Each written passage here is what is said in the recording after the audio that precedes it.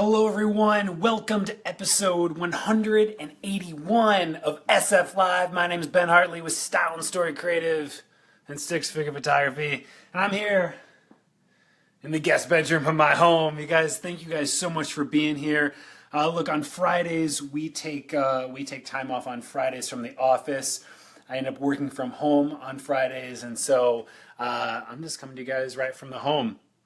Let's see who is here. You guys say hi, say what's up, leave thumbs up, hearts, comments. Let me know who is watching. I'd love to see who's around today. Jim, what's up? Jason, thanks for being here. Facebook's going to take a little bit more time here to gather up everyone. Jim, good to see you, man. Yo. You guys, it is Q&A Friday, which means we're going to talk. I want to actually focus up today, and we're going to talk a little bit about gear. There's been a couple questions about gear, and I want to carry this conversation a little bit. Emily, good to see you here. You guys, the entire purpose of SF Live, we're 181 episodes in, is to help you grow your business. And we do this in a number of ways, but really it's just about showing up. It's about showing up for you guys every day and helping you grow your business, helping you give you that extra push, direction, inspiration, a single idea or thought that might take you to the next level, or might give you, it might even be the direct thought, but might give you an idea of something else that you can start to implement in your business. A lot of times we're rah-rah, a lot of times we're super practical with business and getting clients, but today we're going to go a very different direction that I don't get to talk about too often. We're going to talk a little bit more technical here. That's the direction I'd like to go with Q&A. Look, if there's another question that comes in that's non-technical, we'll still talk about it. But I want to focus up. I want to talk a little bit about gear. I want to go tech here because it's fun. Look, one of the things that I always focus on with SF Live, I focus a lot about positivity, self-worth, confidence, that kind of direction, but I also focus a lot on kind of the business side of things, pricing, packaging, marketing, all that kind of stuff. And I don't have the opportunity usually to flex my muscles when it comes to talking creative, talking gear, talking tech. And I gotta tell you guys, I can carry the conversation that way, and so it's super fun for me to be able to do this. Lacey, what's going on? Peter's here as well. You guys, Scott, how are you, man? Glad you caught me live. James Mins is here too. Amanda, good to see you. Albert, hey. All right, you guys, we're going to start getting questions rolling in here. Here's what I want you guys to do. Drop questions in. I'm going to start answering things live with you guys. I'll always prioritize live questions, but one had hit my inbox prior to this from Jared wanting to ask about the ideal wedding setup, right? What is, if you're just starting out and you want to start photographing weddings, not the ideal setup, by the way, but like the essentials. What are the things that you need in order to start photographing weddings? So Jared had asked me this. I thought it'd be a fun one to kind of start with. I'd love for you guys to jump in on this as well, to hear some of your thoughts as it relates to this. Because look, the essential setup when you go to start shooting weddings, you're going to get all kinds of different answers on this, right, Jared? Like, there's going to be all kinds of opinions and ideas, and so mine is equally one of those. It's a collection of thoughts and opinions, but I think it's got some roots in it. And so as we're talking about the essential kind of setup for weddings, we have to kind of address three different areas, three different topics, right? We got to talk about the camera body, we got to talk about lenses, and we got to talk about lighting. I'm going to group in lighting modifiers in with lighting as well. And so as we're talking bodies here, as far as weddings go, look, I don't care if you're on Nikon, I don't care if you're on Canon, I don't care if you're on Fuji. What I really care about when we're talking about a camera body is that you have two of them, and within each of these bodies, there's something that I'm really looking for whenever I'm going to choose a professional body, and how I kind of define what's a professional body, right? Because there's new camera bodies out like if it's not every year, it's like every 6 months, right? So what denotes a professional camera body to me? Because they all kind of have, at this point, like high res, they're all great megapixels, they all kind of focus, and obviously there's differentiators within that, of course. But for me, the thing that I'm looking for at a bare minimum is dual card slots. That's what I think that a wedding photographer should have. You can't go back. It's the same principle with why you need two bodies, right? Look, there's a very real reality that a body could putz out on you, that something could fail, that the mirror could break, or the shutter curtain could fail, or you just drop it, or someone steals it, right? Like, so you need to have a backup. This has happened to me. I've been at a wedding where one of my other Canons I used to shoot on Canon. One of my 5D Mark IIIs just failed. I just kept getting errors. It wouldn't turn on. And so I didn't have to panic. I just went back in to grab my other 5D that was in my bag. The same thing is true. It doesn't matter what system you're on. You should have two. Look, they don't have to both be 5D Mark IVs. You could have a 5D Mark IV, and then you could have like a 5D2. You could have a 5D3, right? You could have a 60. I don't know what it is, but like you don't always have to have like both of them be these like 10K cameras. The next thing is this, it's the exact same principle with card slots. You need to have dual card slots. I know too many photographers who have dual card slots and they don't use it properly. What I mean is this, when you have dual card slots, when I say using it properly, I'm talking about using one of those card slots as a mirror backup of your images. So every time you take a picture, it's going to write it to each of those cards. What a lot of photographers do is they put in two cards, and once one card fills up, it just automatically starts writing to the next card down, which, you know, it's great. It gets you more reading. You save some money because you don't have to buy as many cards, but it's money that you need to be spending. Right? And so put in a 256 gig card, leave it in there, have that write, even if you're going to write it to JPEGs, have it write to JPEGs, high quality JPEGs is what we end up doing with that. So that way we always come away from the wedding with two copies of everything. That's what I mean when I say professional camera. I'm not going to get into the specifics. If you're a Nikon or Canon, if you need to be on a 750, an 810, 5D Mark IV, whatever it may be, right? This is what I love about Fuji, by the way. We're shooting on a Fuji X-T2 now.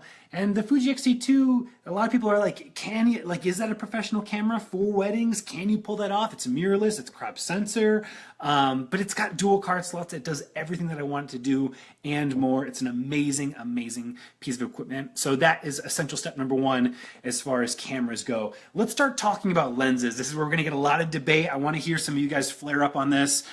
Feel free to yell at me, that's okay. But for lenses, when it comes to lenses, I need to accomplish three things with lenses, right? And so essentially, I only need three lenses on a wedding day because there's three kind of situations that you will find yourself in at a wedding, right? And so first off, I need kind of my all-purpose multi-use lens. And when I say all-purpose multi-use lens, it's going to be the lens that's going to be attached to your camera for the majority of the day. It's going to be a very flexible lens that you're going to be able to get in close or kind of middle ground. You're going to be able to move around a lot with this. For me, it's either a 35 millimeter or a 50 millimeter. This is really comes down to preference.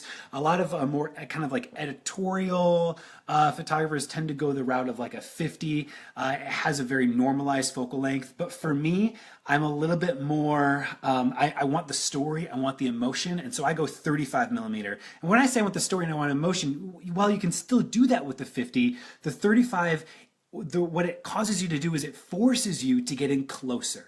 It forces you to get in closer to the emotion, closer to the story, and you end up becoming a part of it much more so than I think a 50 does. 50 allows you to be a little lazy. It allows you to be a little distant. And look, if you're an introvert, if you're someone who wants to kind of be a little bit more reserved, then I understand that. But for me, I view it as my obligation and my responsibility to be a part of that storytelling process and that emotion and actually capturing that as much as possible.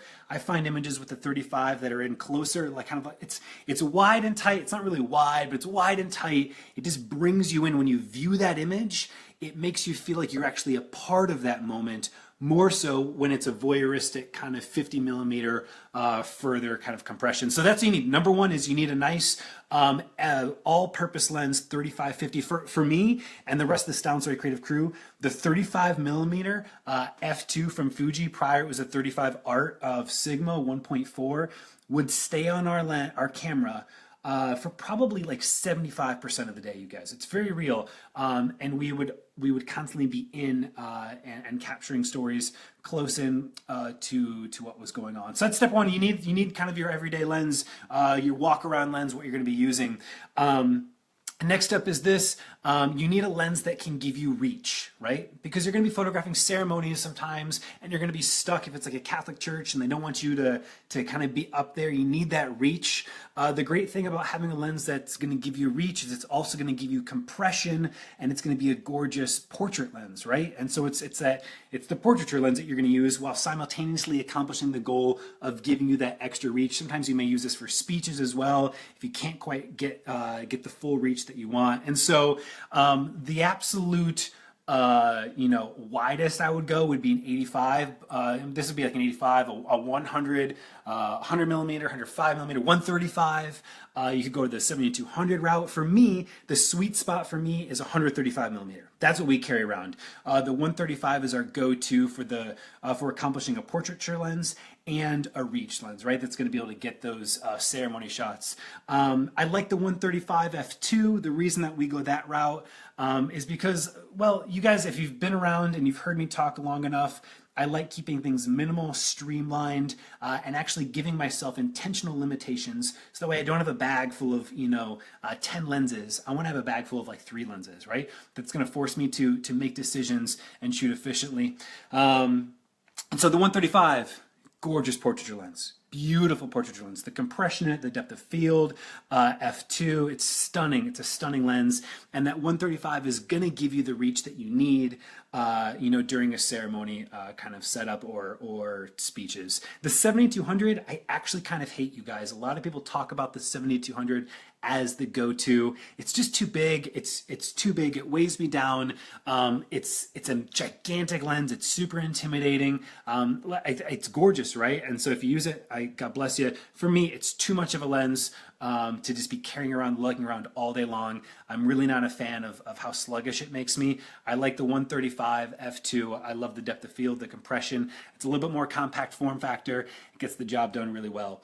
So 135, okay, so we've got number 1, our all-around walk-around lens. We got number 2, you need that compression, you need the reach, you need the portrait lens. And number 3 is this, I need a wide lens for dances. I need a wide lenses for the dance shots at the end of the night. I need the wide lens for doing something a little bit bigger, a little bit epic if I want to give context to the story and I want to show a scene, if I want to do a big sky, if I want to show a building, if I'm in a tight space and I want to give and show the entire room, right? It's like for those room shots, and so I need a wide lens. I haven't been talking too much about going zoom lenses or going primes. I'll just get right to it. For the most part, everything else we do is prime, so it's a 35 prime, it's a 135 prime. The wide lens, though, is usually where I tend to go the route of a zoom, and so I'll choose something that's going to be like a 16 to 35 millimeter. It'll probably be like a 16 to 35 f4, something along those lines, depending on what system you're shooting on. But that 16 millimeter, it's going to allow us to get out on the dance floor and do some fun dance stuff. It's going to allow us during the creative session when we're doing portraits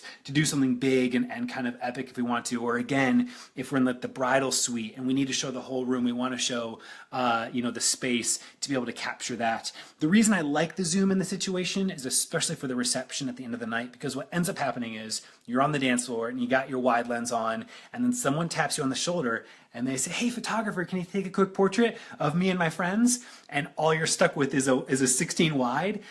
So I like being able to just quickly go in those situations, just zoom it into the 35 and give them a little bit more of a normal kind of frame for those type of shots. So there we go. That's what we got. Bodies, lenses. We'll talk lighting next.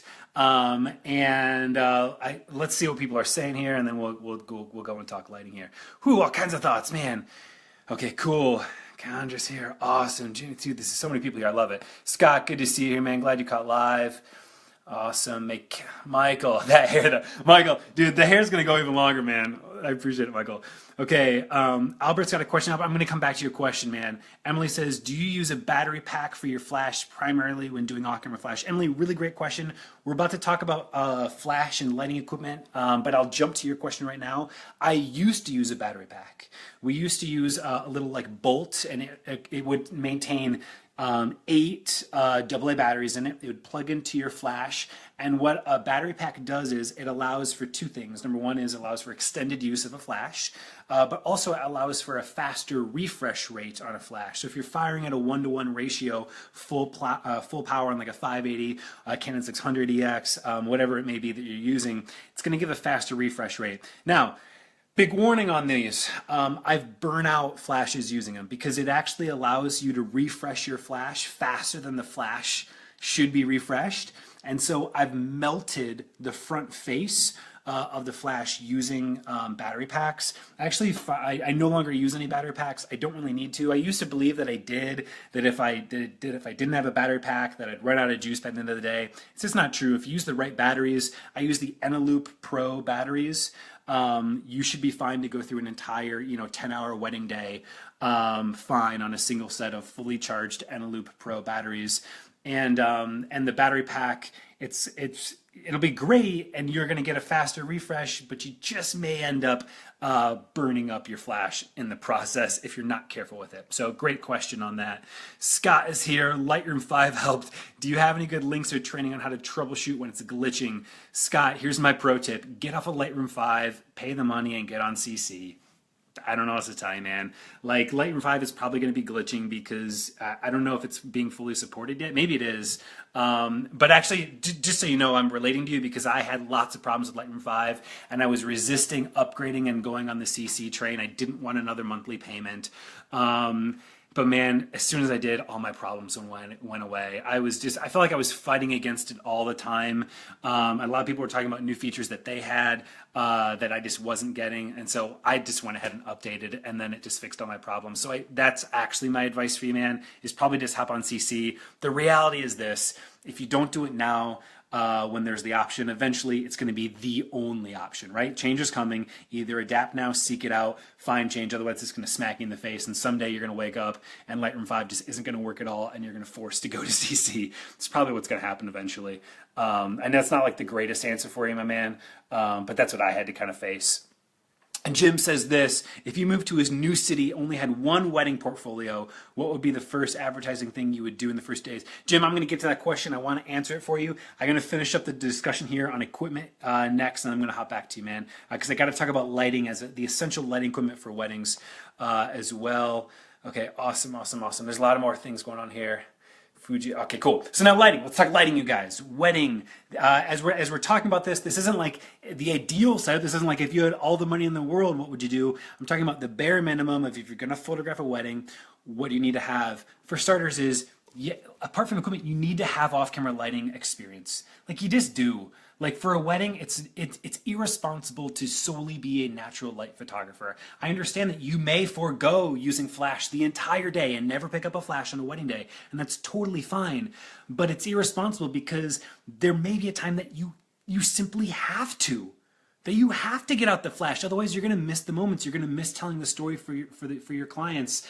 And so I feel like to have the audacity to go into a situation saying, no, I don't believe in off-camera lighting. I don't like the look of off-camera lighting, so I'm not going to bring a flash. So I'm not going to learn it. So I'm not going to even do it.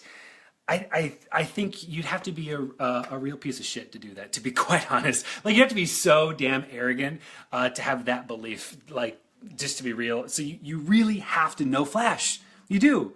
I'm not saying you have to use it, but you have to know it. You have to know it and have it with you in case you need to bring it out, right? There's a lot of amazing photographers that don't use flash, myself included.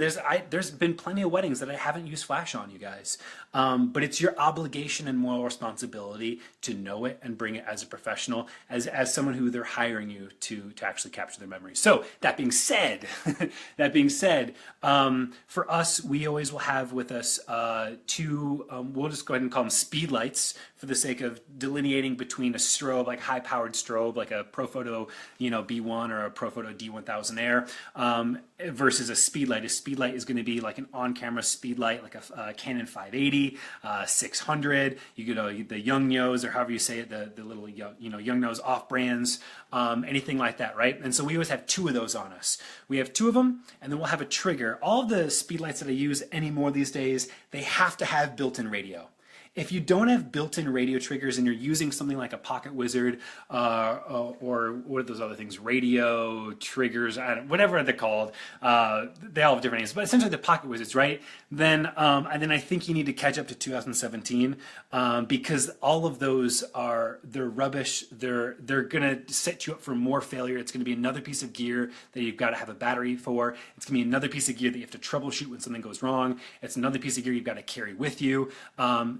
Any more speed lights have to have built-in radio. And so I'm talking about the Canon 600s. I'm talking about the Young-Nos that have built-in radio with them as well. Nikon finally leveled up their game and got built-in radio. Nissan for Fuji's got built-in radio. Anyhow, you guys get it, right? So two 2 speed lights and a trigger is going to be what we use in regards to speed lights. We've pulled back and we no longer bring with us anything else more than that. Anything else is kind of like overkill anymore these days. And so that's what we're doing. No longer are we bringing with us any sort of massive, Profoto strobe.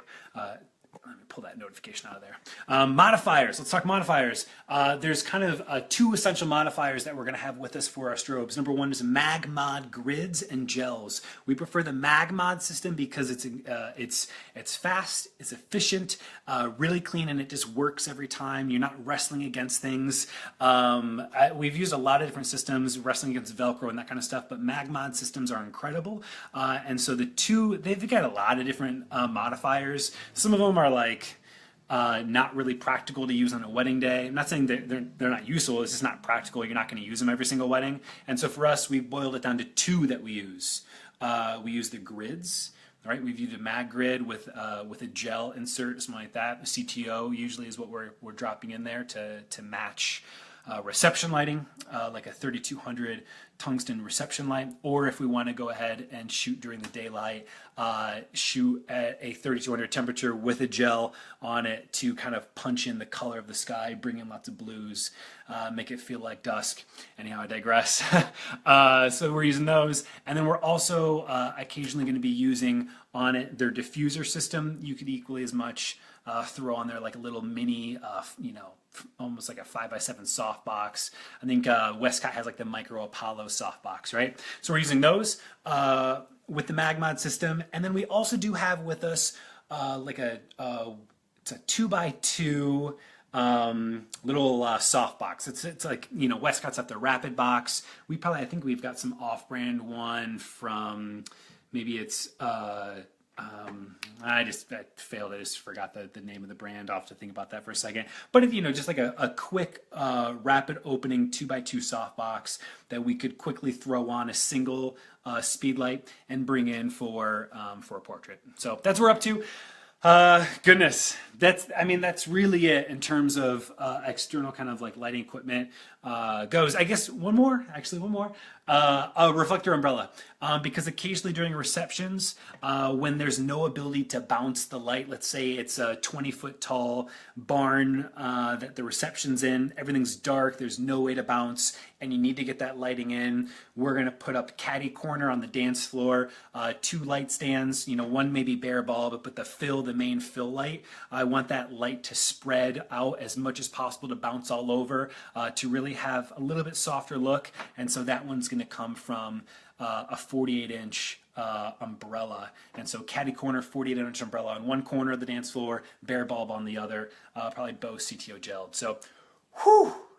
That was a mouthful, you guys. That's what we're up to. That's what I would recommend as the essential equipment. If you're just getting started into wedding photography, that's what I would recommend you be doing. And if you don't own all that stuff, that's fine. Rent some of that stuff. By the way, we're still renting sometimes. I need you guys to understand this. Just because we're kicking ass and taking names, doesn't mean that we don't rent sometimes. It's really impractical for us as a studio. We've got 3 photographers here to own necessarily there's occasionally times where we're all 3 going to be shooting, but I don't want to all own 3, $3,000 70-200s or whatever the lens may be, the 200 f2 or whatever it is. And so there's just times that we're going to rent as well. And so, just like Lens Pro to Go, lensrentals.com. I mean, there's a few other rental shops, but just rent occasionally. It's a great move. Okay, cool. Let's see what's going on. Matt, what's up? Glad you're here. Jeff. Awesome. Eric, MadMod is so awesome. Just started using it. Eric, so glad that you're checking it out. By the way, I believe this still works. If you want to check out MagMod, if you use the coupon code SFP, capital S, capital F, capital P, SFP, you should get like $5 off at least. So go check that out. All right, cool. Gades says, "Hey Ben, finally made it to watch it live." Gades, glad you got here live. Yeah, definitely go check back out the beginning. Okay, cool. Let me go back to a couple of the questions, and then I got to bust to a meeting here. Let me see. Okay, cool. I'm doing okay. I've got to go meet with a client here in the next 10 minutes, and so I'm going to see if I can get back to some of the original questions that were posed here, and then I'm going to go. Okay, Jim says this: Ben, if you moved to a new city and you only had one wedding that you photographed in your portfolio, what would be the first advertising thing that you would do in the first few days? Facebook, then not, ground game, or first handful of things? Jim, really great question. The very first thing that I would do if I moved to a new city, I only had one wedding under my belt. It's all about understanding who already has your clients, right? There's people out there who already have your clients, and so while eventually you're going to want to start looking at paid advertising routes and that kind of stuff, you really need to reverse engineer who already exist in your city that already have people pouring in the door, going to them, that you can in some way partner with, provide value to them with, and begin to kind of tap into what's already occurring, right? This is empathy, this is ROI in relationships, this is all that. And so it's the ground game. It's you taking the first week that you're there and just spending time researching who is the number one best, absolute best wedding planner in that entire damn city. Let them know that you spent a week researching this, that you've identified that they're the best of the damn best, and that you know you're going to be working together, and you want to figure out how you can help them out. Send them over something sweet, like drop something in the mail. People are basic, but like just start giving a shit about people, building relationships, giving, and that's it. And this is threefold. This is like with vendors, right? Planners, and don't just think solely about planners and venues. Think about like the bakers, like, right? If you just moved to a new city, you got all the time in the world and you got 0 clients, you better be providing value and reaching out to like bakers and to florists and to stationary artists and designers, right? Like that's the MO, that's the move. And so that's it. That's what I would do. And I would start assembling a dream team of people that you want to be working with every weekend for the next 10 years. And let them know that. So that's the move, Jim. The rest of the stuff comes later, right? You need to be building relationships with other people who already have your clients coming in the door, okay? The trick is, how do you provide value to them, right? Up front. There's answers to that, by the way. Scott, okay, cool. Scott already answered your question. Emily, I think there was one more question, then I got to bust you guys. That's right. Albert says this. I got my question. Albert is a solo photographer. How would you recommend covering a wedding in the event of an emergency and you can't make the event? Should I contract with another photographer? Gotcha. Okay, Albert, so you're a solo photographer. You're saying in the event of emergency, you get sick, your wife goes into labor, and you have to leave. In the event of emergency and you can't make the event, what do? Should you contract with another photographer? That'd be great. It'd also be really hard to get another photographer who's willing to actually go into contract with you to cover every event. My guess is, so look, I think that there's certain things that when you know that there is risk on the horizon, right? That's when you go and you contract with another photographer in communication with the client. For example, your wife is about to have twins, right? This is what just happened to me, right? My wife had twins in April. I had to miss a wedding, you guys. I actually had to pull back and I could not photograph the wedding because my wife went into labor the day before the wedding, unexpectedly. And so I was out. But just like what you're saying here, Albert, because there was an anticipated high risk event, that there was a probability that I wouldn't be able to attend, I had contracted with another photographer to be able to step in, photograph the event in the case that I couldn't. And this was all worked out through with clear understanding from the couple, so there's no confusion when that kind of stuff happens. And so in general, though, like that's not something that we have like a contracted photographer who's going to cover our butt, because they're out shooting and they're out booking their own gigs, and they're not going to put me in the back burner for that. The best advice I have is this: don't be a dick. And let me unpack that for a second. Truly, the best advice I have is don't be a dick. When it comes to your local community of photographers, be known, be present, show up, right? Give people leads, like help people. Don't be a dick to your local photography community. And when these times come, you'll be able to reach out and people will help you, right? Just like people will help you if you help them. And so be a part of your community, be a part of your local Facebook groups. There's got to be different chapters, different groups, different meetups. Be active in them, be kind, give to people, help other people when someone else needs a second shooter, when someone else goes into labor, when someone else gets the flu, go and shoot their event, right? Like give. And when the time comes, Albert, you don't need to have a contract with someone.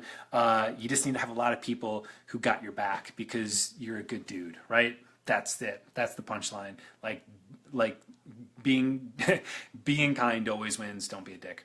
Okay, cool. You guys, I gotta go meet with a client. Thank you so much for being here. This is a Q&A live or Q&A Friday is always low production value, just coming from the phone here. But I'll be coming back to you guys on Monday, episode 182 of SF Live at the studio. You guys, if you found value in this, if there's a photographer who's wanting to get started, they're trying to figure out what gear they need, send them over this video, share this out to your friends. It would mean the world to me. Thank you guys for being here.